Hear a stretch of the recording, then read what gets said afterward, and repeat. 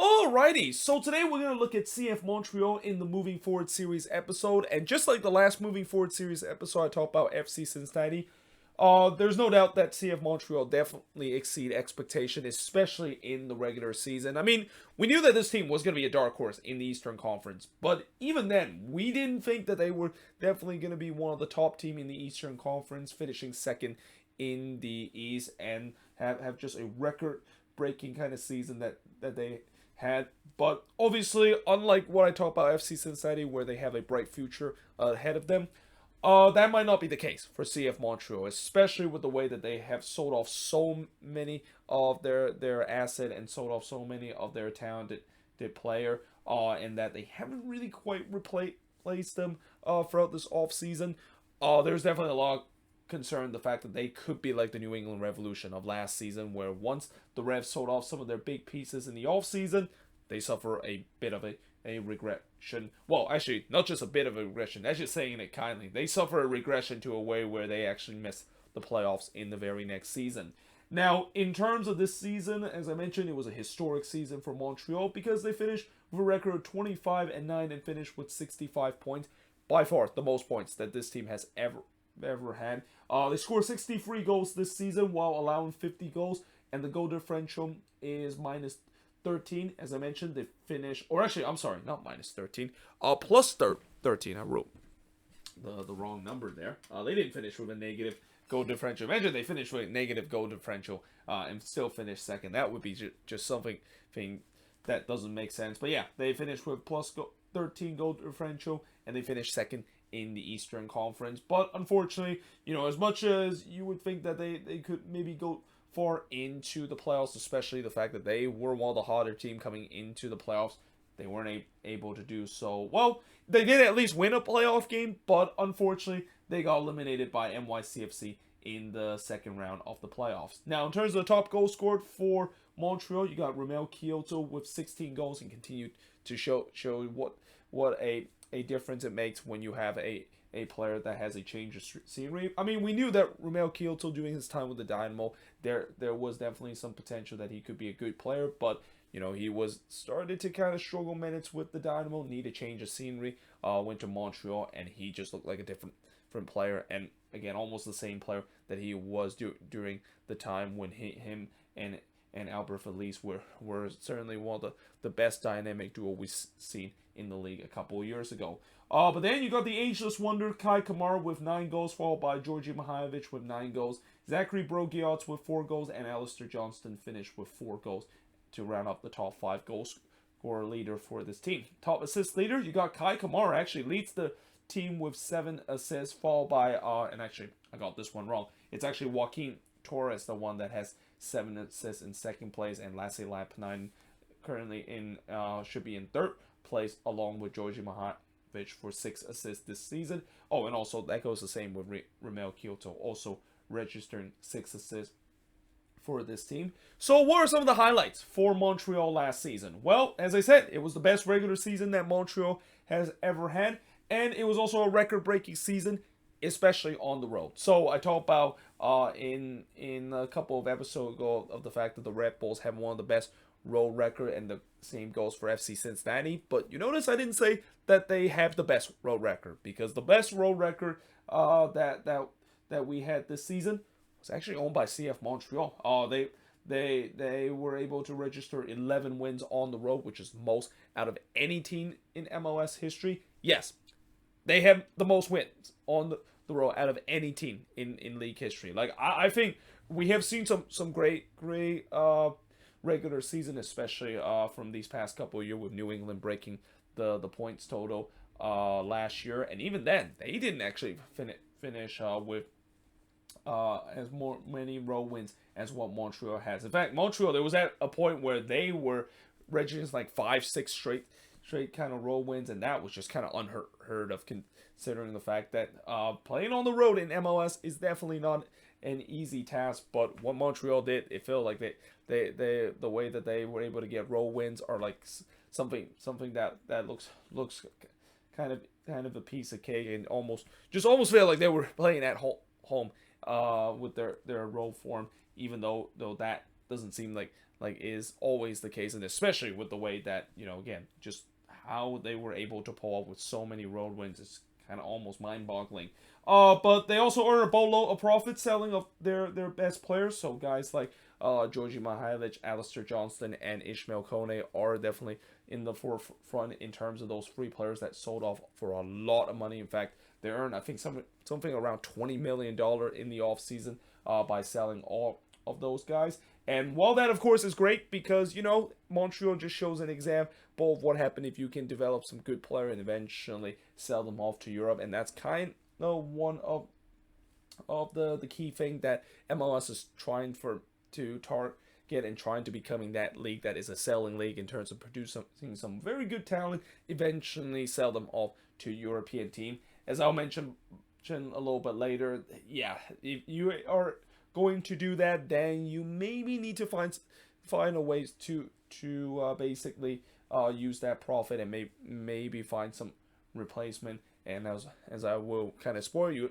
a little bit in my talk about the moving forward, Montreal kind of haven't really quite done that, which I don't think that should surprise a lot of Montreal fans, because there was definitely that concern with the way that, yes, they earn a lot of money, but how much is Joey Saputo just going to single-handedly take that money and run away and not even think about improving the team, which has been one of the other issue with this team, where this is not a team that likes to spend a lot of money and spend big in terms of talent.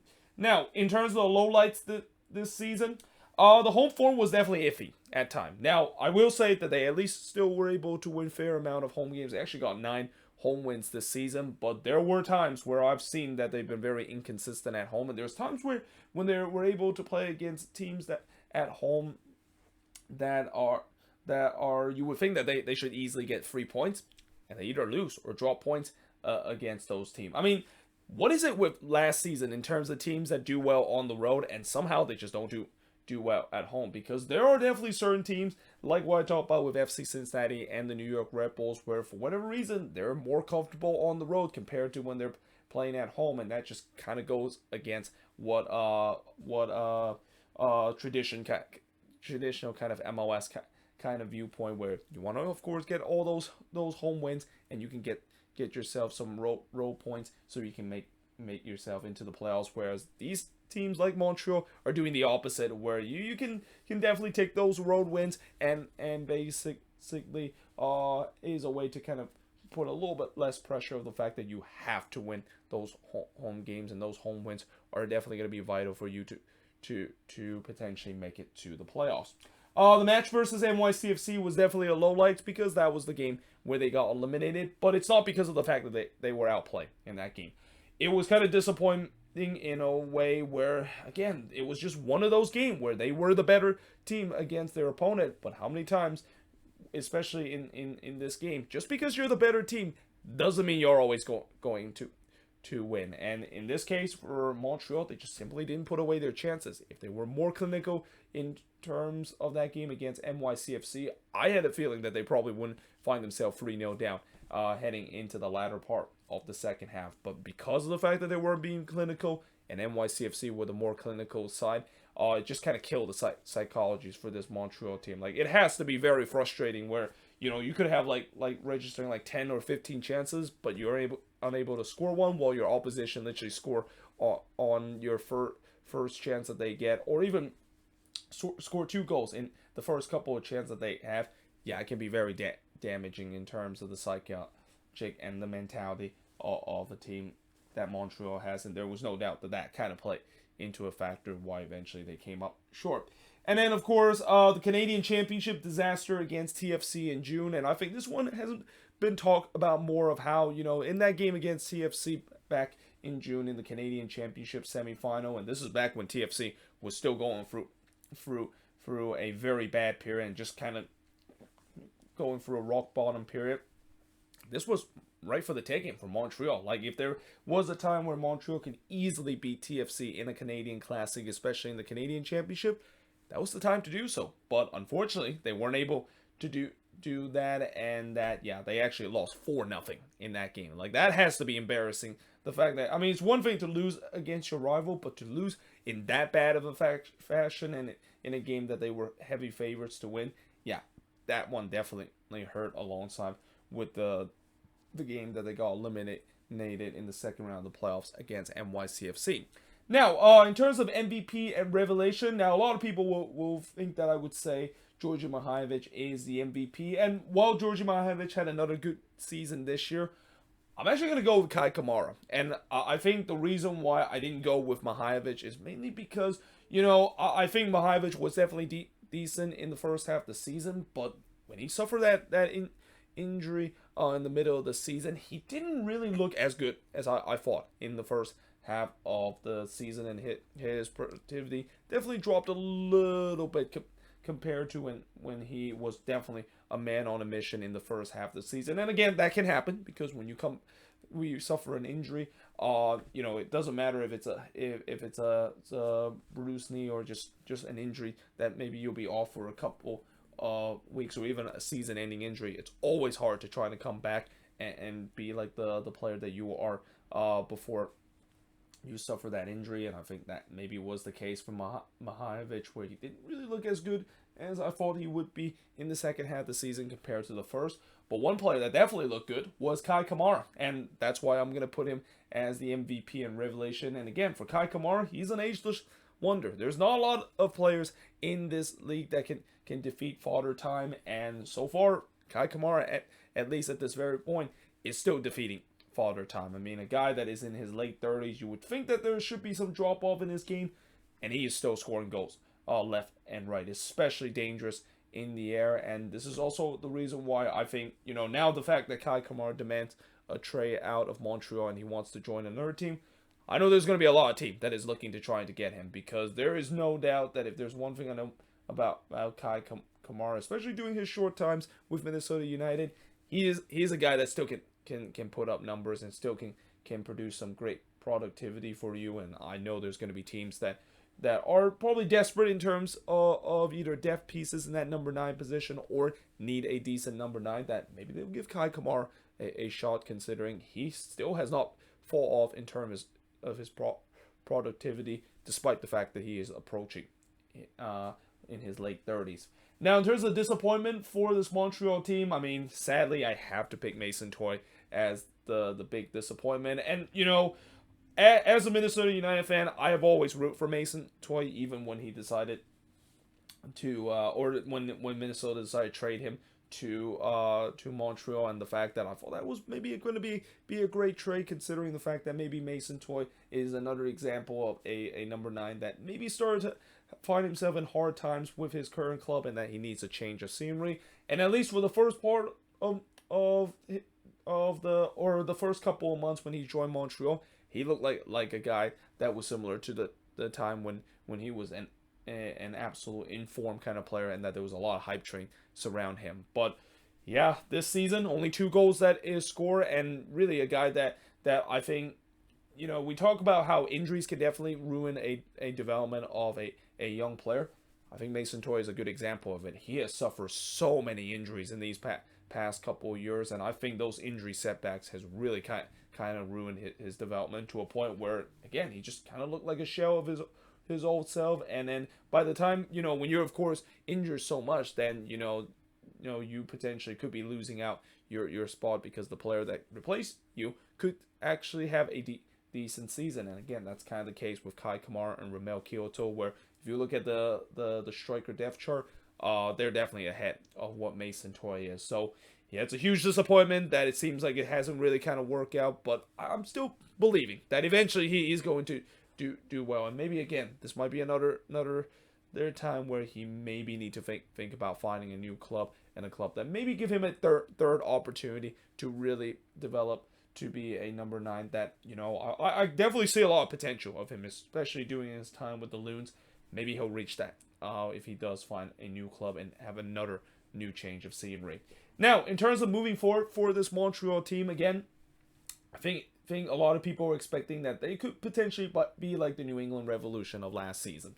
A team that sold off a lot of pieces, and they kind of add some pieces to the team that maybe we thought that it was going to be good, but yeah, it didn't. They turns out to miss the playoffs. And whether if that maybe is the case for Montreal, we don't know. And I think the other thing that maybe the reason why some people will say that they could suffer that regression, besides selling a lot of pieces, is that I feel like the East have got a lot stronger. Like when you look at some of the teams that is going to be competing for those playoff position, I can definitely name a lot of teams that could definitely make it into the playoffs, and that, you know, for Montreal, because of them losing a lot of talent and haven't really replaced them, it's going to be tough for them to trying to finish second again. And the other big concern of this upcoming season is the fact that Wilfred Nancy is no longer there. I mean, Wilfred Nancy decided to leave for the Columbus job, and it was also kind of a miracle, that fact that Wilfred Nancy was able to stay with Montreal for so long, because, you know, we talked about before, he had a disagreement between him and Joey Saputo and the front office. And anytime when you have a head coach that have conflict with the front office and don't see eye to eye, yeah, they're probably not going to last very long with the club. And that, again, there was even times where they talked about it was kind of a miracle, the fact that Wilfred Nancy was able to stay for the whole season. There was even rumors that he was actually thinking about leaving in the middle of the season because of him openly clash with the front office. But with now him gone from this team, and that Hearn Lasada basically puts in place, is he actually the right man to do this job? And a lot of people don't have faith that he is the right man, because we saw the debacle that he had with the DC United, and we saw the fact that, you know, with the whole training thing that really kind of has drive a team to the ground, and a lot of players kind of complain because of the strict fitness that Hearn Lasada input on those DC United players. And not to mention, Hearn Lasada also kind of openly clashed with the DC front office because of them not giving enough resources for him to, of course, sign some of his players. Which is, again, this is why it's kind of weird, the fact that he took the Montreal job, because, again, Montreal is another team that is not known for spending a lot of money. Joey Saputo is definitely not one of the more ambitious owners that we've seen in the league. So this is kind of weird, the fact that he decided to take this job. And it's going to be even more weirder, the fact that, again, because of the stain that he has with DC, it doesn't really give a lot of people, especially Montreal fans, hope that this team is going to be, you know, this team is going to suffer a regression, but it may be a very steep regression to a point where they could be back where they were a couple of years ago, which is being a team near the bottom of the Eastern Conference. And then, you know, despite the fact that I did say that they haven't replaced some of the players that they sold off, at least I will say that they have signed some good, decent players in the offseason. Example, Aaron Herrera and George Campbell. I really like George Campbell doing his time with Atlanta United, and that, you know, it's going to be interesting to see whether if he is going to get minutes, especially the fact that, you know, if Joel Waterman is going to be sold off, I think George Campbell is going to get some minutes. And then Aaron Herrera, you know, I feel like he is pretty much the Alistair Johnston replacement, and that, you know, he is the guy that during his time with RSL definitely one of their more important pieces on that defensive front. So, yeah, I think those are definitely some good, decent signings.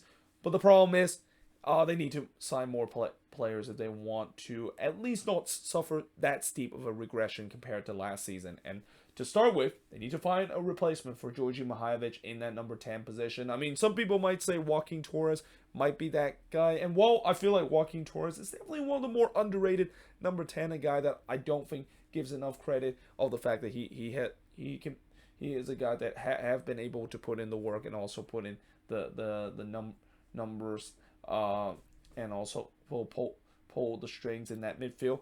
I'm pretty sure they're looking for a much better one, and they are kind of rumor with I think that Argentine American player called Alan Sonora to join the team, and he could be a potential replacement for Georgi Mihailovic. And then obviously the number 9 position, because, you know, most likely Kai Kamara is not going to be back for this team, especially with him openly said that he wants to leave the team and he doesn't want to be part of this team that could be going through a bit of a regression. So what do you do with that spot? Do you put Ramel Kyoto back in that number 9 position, which I think they could do that, but at the same time they would like to find another number 9 on their team. And also, I think the other thing that they might also be investing is looking at the midfield, and also looking for a potential Ishmael Kone kind of signing, which I think today they did sign a Canadian midfield player, and I don't actually know exactly what was his name. I need to go back to check see who it is. But they said that he maybe be a good replacement for Ishmael Kone, which we'll see whether that's the case, because Kone has brought a lot of creativity for this team, and especially I was kind of surprised that they sold him off this soon, considering the fact that he is still a guy that you know, there's a lot of promise around him, not only with Montreal but also with the Canadian national team. That, yeah, they just sold him off this quickly. But anytime when you of course get a big offer, which they definitely did from Watford, I think I don't blame Montreal decided to kind of pull that offer straight away. But yeah, that's definitely an area that they may be looking into. But it just in general, they need more signings. Consider, again, this is what the concern that Montreal fans has. They they sold a lot of pieces, but they're not able to replace them because their own ownership is very cheap and are just going to use that as pocket change rather than actually trying to improve the team. But let me know in the comments below, what do you think of this video? And as always, if you're a Montreal fan, what do you think are the highlights, the lowlights, the MVP revelation, the disappointment? Moving forward, how is this team going to look heading into the 2023 season? But until then, hope you guys enjoyed this video. If you do, make sure you guys leave a like, smash the subscribe button, and yeah, I of course will see you guys next time.